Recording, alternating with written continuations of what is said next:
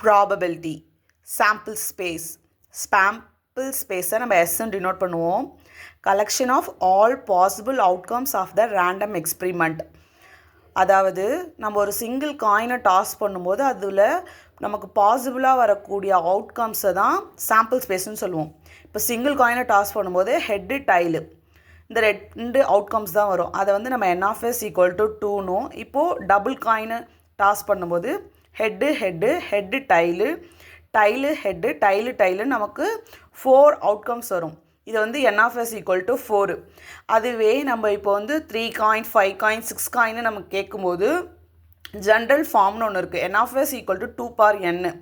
இப்போ பாருங்கள் 2 power n 2 காயின்ஸை வச்சு டாஸ் பண்ணும்போது 2 power 2 வந்துச்சுன்னா 4 அவுட்கம்ஸ் வருதா.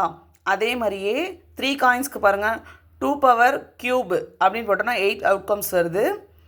அதே போல் 5 காயின்ஸ்க்கு பண்ணும்போது 2 power 5ன்னு போட்டோன்னா 32 அவுட்கம்ஸ் வருது.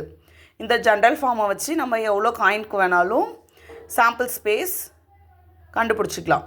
Stay maths.